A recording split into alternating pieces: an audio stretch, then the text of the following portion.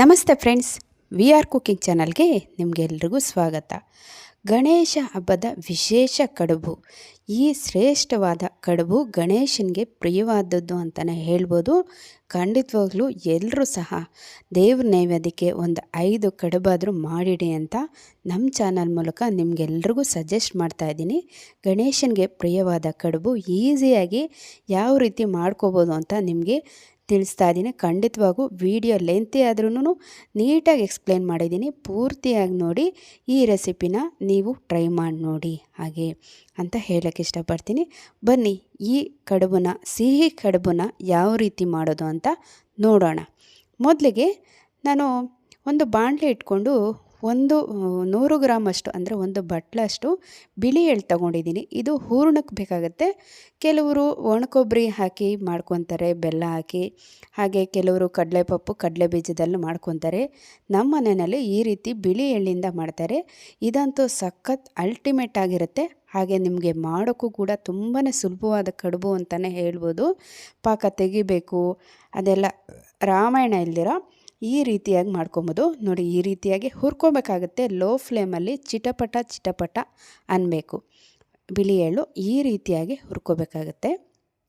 ದಯವಿಟ್ಟು ನಮ್ಮ we are cooking ಚಾನಲ್ನ ಎಲ್ಲರೂ ಸಬ್ಸ್ಕ್ರೈಬ್ ಮಾಡ್ಕೊಳ್ಳಿ. ವಿಡಿಯೋಗೆ ಒಂದು ಲೈಕ್ ಕೊಡಿ. ವಿಡಿಯೋನ ಕೊನೆಯವರೆಗೂ ನೋಡಿ. ಇಷ್ಟ ಆದರೆ ಫ್ಯಾಮಿಲಿ ಫ್ರೆಂಡ್ಸ್ಗೆ ಶೇರ್ ಮಾಡಿ. ನೋಡಿ, ಈ ರೀತಿ ಹುರಿದಿಟ್ಕೊಂಡಿರೋ ಬಿಳಿ ಎಳ್ಳನ್ನ ಒಂದು ಪ್ಲೇಟ್ಗೆ ಶಿಫ್ಟ್ ಮಾಡಿಕೊಂಡು ತಣ್ಣಗಾಗಕ್ಕೆ ಬಿಡಬೇಕಾಗತ್ತೆ. ತಣ್ಣಗಾದ ನಂತರ ಇದನ್ನು ಜಾರಿಗೆ ಸೇರಿಸ್ಬೇಕಾಗತ್ತೆ. ಬಿಸಿ ಇರೋಂಗೆ ಬ್ಲೆಂಡ್ ಮಾಡಿಕೊಂಡ್ರೆ ಎಣ್ಣೆ ಬಿಡೋ ಚಾನ್ಸಸ್ ಇರುತ್ತೆ. ಹಾಗಾಗಿ 1 ಕಪ್ ಎಳ್ಳಿಗೆ 3/4 ಕಪ್ಪಷ್ಟು ಬೆಲ್ಲ ಸಾಕಾಗುತ್ತೆ. ಅಕಸ್ಮಾತು ನೀವು ಸ್ವೀಟ್ ಕಮ್ಮಿ ತಿನ್ನೋರಾದರೆ ಅರ್ಧ ಕಪ್ ಆದರೂ ಸಹ ಸಾಕು. ಇದನ್ನು ಆನ್ ಆಫ್ ಮೋಡಲ್ಲಿ, ಪಲ್ಸ್ ಮೋಡಲ್ಲಿ ಮಿಕ್ಸಿ ಮಾಡ್ಕೋಬೇಕಾಗತ್ತೆ. ಈ ರೀತಿಯಾಗಿ 3/4 ಭಾಗಷ್ಟು ನೋಡಿ ಮಾಡ್ಕೊಬೇಕು. ಸ್ವಲ್ಪ ಒಂದು 60% ಅಷ್ಟು ಈ ರೀತಿ ಪುಡಿ ಮಾಡ್ಕೊಂಡಿದ ನಂತರ ಬೆಲ್ಲ ಸೇರಿಸಿ ಮತ್ತೆ ನೀಟಾಗಿ ಪುಡಿ ಮಾಡ್ಕೋಬೇಕಾಗತ್ತೆ. ಈ ರೀತಿಯಾಗಿ ನೋಡಿ, ಈ ರೀತಿಯಾಗಿ ನೀಟಾಗಿ ಪುಡಿ ಮಾಡ್ಕೊಳ್ಬೇಕಾಗತ್ತೆ.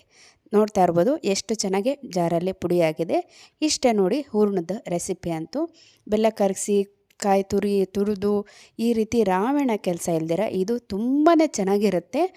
ಒಂದು ಸರಿ ನೀವು ಖಂಡಿತ ಟ್ರೈ ಮಾಡಿ ನೋಡಿ. ಹಾಗೆ ಕಡುಬಿಗೆ ನಾವು ಹಿಟ್ಟು ಬೇಕಲ್ಲ, ಅದಕ್ಕಾಗಿ ಒಂದು ಬಾಣಲೆ ಇಟ್ಕೊಂಡು 2 ಕಪ್ಪಷ್ಟು ನೀರು ಸೇರಿಸ್ಕೊಂಡು ಅದಕ್ಕೆ ರುಚಿಗೆ ತಕ್ಕಷ್ಟು ಉಪ್ಪು ಸೇರಿಸ್ಕೊತಾ ಇದ್ದೀನಿ. ಇನ್ನೊಂದು ವಿಷಯ ಇಲ್ಲಿ ಹೇಳೋಕ್ಕೆ ಇಷ್ಟಪಡ್ತೀನಿ. ರುಚಿಗೆ ತಕ್ಕಷ್ಟು ಉಪ್ಪು ಅನ್ನೋದಕ್ಕಿಂತ ಕರೆಕ್ಟಾಗಿ ಉಪ್ಪು ಹಾಕಿ ತುಂಬ ಟೇಸ್ಟಿಯಾಗಿ ಬರುತ್ತೆ. ಹಾಗೆ 1 ಟೀ ಸ್ಪೂನಷ್ಟು ತುಪ್ಪ ಸೇರಿಸ್ಕೊತಾ ಇದ್ದೀನಿ. ಹಾಗೆ ನೀರು ಕುದ್ದಿದ್ದಾದಮೇಲೆ ಈ ರೀತಿಯಾಗಿ 2 ಟೀ ಸ್ಪೂನಷ್ಟು ಮೈದಾನ ಸ್ವಲ್ಪ ನೀರಲ್ಲಿ ಮಿಕ್ಸ್ ಮಾಡಿ ಸೇರಿಸ್ತಾ ಇದ್ದೀನಿ. ಈ ರೀತಿ ಸೇರಿಸೋದ್ರಿಂದ ಗಂಟಾಗೋ ಚಾನ್ಸಸ್ ಇರಲ್ಲ. ಕಡುಬು ಒಡೆದಿರೋ ರೀತಿ ಮಾಡ್ಬೋದು. ಇದೊಂದು ಟಿಪ್ಸು ಅಂತ. ಹಾಗೆ ಈ ರೀತಿ ಕುದಿ ಬರೋ ಟೈಮಲ್ಲಿ 2 ಕಪ್ ನೀರಿಗೆ 1.5 ಕಪ್ಪಷ್ಟು ಅಕ್ಕಿ ಹಿಟ್ಟನ್ನ ಈ ರೀತಿ ಜರಡಿ ಮಾಡಿಕೊಂಡು ನೀಟಾಗಿ ಸೇರಿಸ್ಕೊತಾ ಇದ್ದೀನಿ. ಕರೆಕ್ಟಾಗಿ ಈ ಪ್ರೊಸೀಜರ್ನಂತೂ ಖಂಡಿತ ಫಾಲೋ ಮಾಡಿ. ನಿನಗೆ ಆರಾಮಾಗಿ ಈ ರೀತಿ ಉಂಟೆ ಇಲ್ದಿರ ಅಂದರೆ ಗುರ್ನೆಗಳಿಲ್ದಿರ ಮುದ್ದೆ ಆರಾಮಾಗಿ ಕರೆಕ್ಟ್ ಟೆಕ್ಸ್ಚರಲ್ಲಿ ಮಾಡ್ಕೊಬೋದು. ಈ ರೀತಿ ಮಿಕ್ಸ್ ಮಾಡೋಕ್ಕೆ ಹೋಗ್ಬೇಡಿ. ಹಿಟ್ಟು ಹಾಕಿದ ತಕ್ಷಣ ಈ ರೀತಿ ಕದಡ್ಕೊಡಿ, ಅಂದರೆ ಹರಡ್ಕೊಡಿ. ಈ ರೀತಿ ಹರಡಿದಾದ್ಮೇಲೆ ಒಂದು 5 ನಿಮಿಷ ಬಿಡಿ. ಅಕ್ಕಿ ಹಿಟ್ಟು ಚೆನ್ನಾಗಿ ಬೆಂದಾಗಲೇ ತುಂಬ ಚೆನ್ನಾಗಿರೋದು ಮುದ್ದೆ ಅಂತೂ. ಅಷ್ಟೇ ಅಲ್ಲ, ಹೊಟ್ಟೆ ನೋವು ಸಹ ಬರೋ ಚಾನ್ಸಸ್ ಇರುತ್ತೆ ಮುದ್ದೆ ಬೇಯಿಸಿಲ್ಲ ಅಂದರೆ. ಹಾಗಾಗಿ ನೋಡಿ, ಈ ರೀತಿಯಾಗಿ ನೀಟಾಗಿ ಮಿಕ್ಸ್ ಮಾಡಿದಾದಮೇಲೆ ಕುದಿಯೋಕ್ಕೆ ಬಿಟ್ಟು ನಂತರ ನಿಧಾನವಾಗಿ ಲೋ ಫ್ಲೇಮ್ ಇಟ್ಕೊಂಡು ನಿಧಾನವಾಗಿ ಈ ರೀತಿಯಾಗಿ ಮಿಕ್ಸ್ ಮಾಡ್ಕೊಳ್ಳಿ. ಆರಾಮಾಗಿ ಮಾಡ್ಕೊಬೋದು. ಒಬ್ಬರೇ ಸಹ ನಿಧಾನವಾಗಿ ಈ ರೀತಿ ಚೆನ್ನಾಗಿ ಮಿಕ್ಸ್ ಮಾಡಿ ನಂತರ ಎಲ್ಲ ನೋಡಿ ಈ ರೀತಿ ಎಲ್ಲ ಚೆನ್ನಾಗಿ ಮಿಕ್ಸ್ ಮಾಡಿದ ನಂತರ ಫ್ಲೇಮ್ನ ಆಫ್ ಮಾಡ್ಕೊಬೇಕಾಗತ್ತೆ. ಅಕಸ್ಮಾತಾಗಿ ನಿಮ್ಗೆ ಇದೇನಾದರೂ ಗಟ್ಟಿ ಏನಾದರೆ ಬಿಸಿ ನೀರು ಕಾಯಿಸಿಟ್ಕೊಂಡಿದ್ದು ಸ್ವಲ್ಪ ನೀರನ್ನ ಚುಮ್ಸ್ಕೊಂಡು ಹಾಗೆ ನಾದ್ಕೊಂಡು ಉಂಟೆ ಮಾಡ್ಕೊಬೋದು. ಬೈ ಚಾನ್ಸಾಗಿ ಜಾಸ್ತಿ ನೀರಾದರೆ ಸ್ವಲ್ಪ ಹಿಟ್ಟು ಸೇರಿಸಿ ಒಂದು 2 ನಿಮಿಷ ಮುಚ್ಚಿ ಬೇಯಿಸ್ಕೊಂಡ್ರೆ ಕರೆಕ್ಟ್ ಹದ ಬರುತ್ತೆ. ಏನು ತೊಂದರೆ ಆಗಲ್ಲ. ನೋಡಿ, ಈ ರೀತಿ ಸ್ವಲ್ಪ ತಣ್ಣಗಾದ್ಮೇಲೆ ಕೈ ತ್ಯಾವ ಮಾಡಿಕೊಂಡು ಈ ರೀತಿ ಚೆನ್ನಾಗಿ ನಾದ್ಕೊಬೇಕಾಗತ್ತೆ. ಇದು ಒಂದು ಪ್ರೊಸೀಸರ್ ಆಗಿರುತ್ತೆ ಮುದ್ದೆ ಮಾಡೋದಕ್ಕೆ. ಚೆನ್ನಾಗಿ ನಾದ್ಕೊಂಡ್ರೇ ತುಂಬ ಚೆನ್ನಾಗಿ ಬರೋದು ಕಡುಬಂತೂ. ಇಲ್ಲಾಂದರೆ ಕಡುಬು ಮಾಡೋವಾಗ ಒಡೆದೋಗೋ ಚಾನ್ಸಸ್ ಇರುತ್ತೆ. ಹಾಗಾಗಿ ಈ ಪ್ರೊಸೀಸರ್ನಂತೂ ಖಂಡಿತ ಮಿಕ್ಸ್ ಮಾಡಬೇಡಿ. ಈ ರೀತಿಯಾಗಿ ಪ್ರೆಸ್ ಮಾಡ್ತಾ ನೀಟಾಗಿ ನಾದ್ಕೊಂಡು ಈ ರೀತಿಯಾಗಿ ಉಂಡೆ ಆಕಾರದಲ್ಲಿ ಅಂದರೆ ಮುದ್ದೆ ಆಕಾರದಲ್ಲಿ ಮುದ್ದೆ ಮಾಡ್ಕೊಳ್ಳಿ.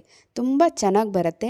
ಖಂಡಿತವಾಗ್ಲೂ ನಾನು ಹೇಳೋ ಪ್ರೊಸೀಜರ್ನ ಒಂದು ಬಿಡ್ದಂಗೆ ಕೊನೆವರೆಗೂ ನೋಡಿದ್ರೆ ನೀವು ಆರಾಮಾಗಿ ಮಾಡೋಕ್ಕೆ ಬರ್ದಿರೋರು ಕೂಡ ಈ ರೀತಿ ಮಾಡ್ಬೋದು. ನೋಡಿ ಎಷ್ಟು ಚೆನ್ನಾಗಿ ಬಂದಿದೆ ಸ್ಮೂತಾಗಿ ಟೆಕ್ಸ್ಚರಲ್ಲಿ. ಈ ರೀತಿಯಾಗಿ ನಿಮ್ಗೆ ಯಾವ ಸೈಜ್ ಬೇಕಾದ್ರೆ ನೋಡ್ಕೊಂಡು ಈ ರೀತಿಯಾಗಿ ಒಂದು ಲಾಡು ಶೇಪಲ್ಲಿ ಇಷ್ಟು ಮಾತ್ರ ನಾನು ತೊಗೊಂಡಿದ್ದೀನಿ. ಹಾಗೆ ನಮ್ಮ ಮನೆಯಲ್ಲಿ ಈ ರೀತಿಯಾಗಿ ನಾವು ಕಡುಬು ಮಾಡ್ತೀರಿ, ಅಂದರೆ ಬಟ್ಲು ಮಾಡಿಕೊಂಡು ಈ ರೀತಿ ಮಾಡ್ಕೊತೀವಿ. ನಿಮಗೆ ಈ ಪ್ರೊಸೀಜರು ಕಷ್ಟ ಆಗುತ್ತೆ ಅನ್ನೋ ಕಾರಣಕ್ಕಾಗಿ ನಾನು ಈಸಿ ಮೆಥಡಲ್ಲಿ ನಿಮ್ಗೆ ತಿಳಿಸ್ಕೊಟ್ಟಿದ್ದೀನಿ. ನೋಡಿ ನಮ್ಮ ಮನೇಲಾದರೆ ಈ ರೀತಿ ಮಾಡ್ಕೊತೀವಿ, ಈ ರೀತಿ ಬರೋದಾದರೆ ಆ ರೀತಿನೂ ಟ್ರೈ ಮಾಡಿ ಖಂಡಿತ. ನೋಡಿ ನಿಮಗೆ ಆ ರೀತಿ ಕಷ್ಟ ಆಗಬಾರ್ದು ಅಂತ ಒಂದು ಕವರು ಅಥವಾ ಬಾಳೆ ಎಲೆ ಇದ್ದರೆ ಬಾಳೆ ಎಲೆ ಮೇಲೆ ತುಪ್ಪ ಸವರ್ಕೊಂಡು ಈ ರೀತಿ ಉಂಟೆ ಇಟ್ಟು ಒಂದು ಸಾಫ್ಟಾಗಿರೋ ಪ್ಲೇಟ್ ತೊಗೊಂಡು ಪ್ರೆಸ್ ಮಾಡಿದ್ರೆ ಆಯಿತು. ಇಷ್ಟು ಆರಾಮಾಗಿ ನೋಡಿ ಈ ರೀತಿಯಲ್ಲಿ ಮಾಡ್ಕೊಳ್ಳಿ. ನೋಡಿ ಎಷ್ಟು ಚೆನ್ನಾಗಿ ಬಂದಿದೆ. ಹಾಗೆ ಇದು ಗುಂಡಿಗೆ ಬಂದಿಲ್ಲಪ್ಪ ಅಂತ ಏನು ಟೆನ್ಷನ್ ತೊಗೊಂಬಿಡಿ, ಅದಕ್ಕೂ ಒಂದು ಟಿಪ್ಸ್ ಹೇಳ್ತೀನಿ ನಿಮಗೆ. ಈ ರೀತಿಯಾಗಿ ನೋಡಿ ಇಷ್ಟು ಮಾತ್ರ ಮಂದ ಇದ್ದರೆ ಸಾಕಾಗುತ್ತೆ. ಈ ಸ್ಟಫಿಂಗ್ ರೆಡಿ ಮಾಡ್ಕೊಂಡಿರ್ತೀರ ಎಳ್ಪುಡಿ, ಇದನ್ನು ಸೇರಿಸ್ಕೊಂಡು ನೀಟಾಗಿ ಗ್ಯಾಪ್ ಇಲ್ದಿರೋ ರೀತಿ ಕವರ್ ಮಾಡ್ಕೋಬೇಕಾಗತ್ತೆ. ಗ್ಯಾಪ್ ಬಿಟ್ಟರೆ ಅದು ಹೊರಗಡೆ ಬರೋ ಚಾನ್ಸಸ್ ಇರುತ್ತೆ ಹೂರ್ಣ. ಹಾಗಾಗಿ ಈ ರೀತಿ ನೀಟಾಗಿ ಫಿಲ್ ಮಾಡ್ಕೊಳ್ಳಿ.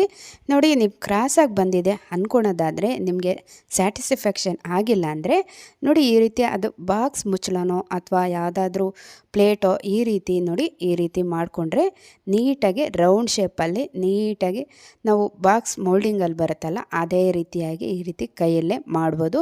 ನೋಡ್ತಾ ಇರ್ಬೋದು ಎಷ್ಟು ನೀಟಾಗಿ ಬಂದಿದೆ ಕಡುಬು ಅಂತೂ. ಖಂಡಿತ ಎಲ್ಲರೂ ಟ್ರೈ ಮಾಡಿ ನೋಡಿ, ಈ ಮೆಥಡ್ನಲ್ಲಿ ಕೊನೆವರೆಗೂ ಫಾಲೋ ಮಾಡಿ. ನೋಡಿದ್ರಾ ಎಷ್ಟು ಚೆನ್ನಾಗಿ ಬಂದಿದೆ. ಈ ರೀತಿಯಾಗಿ ಉಳಿದ ಎಲ್ಲ ಕಡುಬುಗಳನ್ನು ಈ ರೀತಿಯಾಗಿ ನಾನು ಮಾಡ್ಕೊಂಡಿದ್ದೀನಿ. ನೋಡಿ ಎಷ್ಟು ಚೆನ್ನಾಗಿ ಬಂದಿದೆ. ನಂತರ ಒಂದು ಇಡ್ಲಿ ಪಾತ್ರೆ ಇಟ್ಟು ಆ ಪಾತ್ರೆ ಒಳಗೆ ನೀರು ಹಾಕಿ, ನೀರು ಕಾದ್ಮೇಲೆ ಈ ರೀತಿ ಇಡ್ಲಿ ಪ್ಲೇಟ್ಗೆ ನೀಟಾಗಿ ತ್ಯಾವ ಮಾಡಿಕೊಂಡು, ಅಂದರೆ ಒದ್ದೆ ಮಾಡಿಕೊಂಡು ಅಥವಾ ಎಣ್ಣೆ ಸವರ್ಕೊಂಡು ಈ ರೀತಿಯಾಗಿ ಜೋಡಿಸ್ಕೊಂಡು 5 ನಿಮಿಷ ಬೇಯಿಸ್ಕೊಂಡ್ರೆ ಸಿದ್ಧವಾಗುತ್ತೆ ಕಡುಬಂತೂ. ಬೇಯಿಸ್ದಿರ ಮಾಡೋಕ್ಕೆ ಹೋಗಬೇಡಿ, ತಿನ್ನೋಕ್ಕಂತೂ ಚೆನ್ನಾಗಿರಲ್ಲ. ನೋಡಿ ಎಷ್ಟು ಚೆನ್ನಾಗಿ ಬಂದಿದೆ. ಚೆನ್ನಾಗಿ ಬಂದಿರೋದೇ ಅಲ್ಲ, ತುಂಬ ಟೇಸ್ಟಿಯಾಗಿರುತ್ತೆ. ನಮ್ಮ ಮನೆಯಲ್ಲಿ ಇದಕ್ಕೆ ಬೆಲ್ಲದ ಪಾನಕ ಮಾಡ್ಕೊತೀವಿ, ಅಂದರೆ ಬೆಲ್ಲ ಹಾಕಿ ಸ್ವಲ್ಪ ನೀರು ಹಾಕಿ ಕುದಿಸ್ಕೊಂಡು ಈ ಎಳ್ಪುಡಿನ ಹಾಕಿ ಕುದಿಸ್ಕೊಂಡ್ರೆ ಬೆಲ್ಲದ ಪಾಕ ಸಿದ್ಧ ಆಗುತ್ತೆ. ಇನ್ನೊಂದು ವಿಷಯ ಹೇಳೋಕ್ಕೆ ಇಷ್ಟಪಡ್ತೀನಿ, ಇದು ಒಡೆದೋಯ್ತಪ್ಪ ದೇವ್ರ ಮುಂದೆ ಹೇಗಿಡೋದು ಅಂತ ಯೋಚನೆ ಮಾಡಬೇಡಿ. ದೇವ್ರಿಗೆ ಗಣಪತಿಗೆ ಬೇಕಾಗಿರೋದು ಭಕ್ತಿ. 5 ಕಡುಬಾದರೂ ದೇವ್ರ ಮುಂದೆ ಇಡಿ.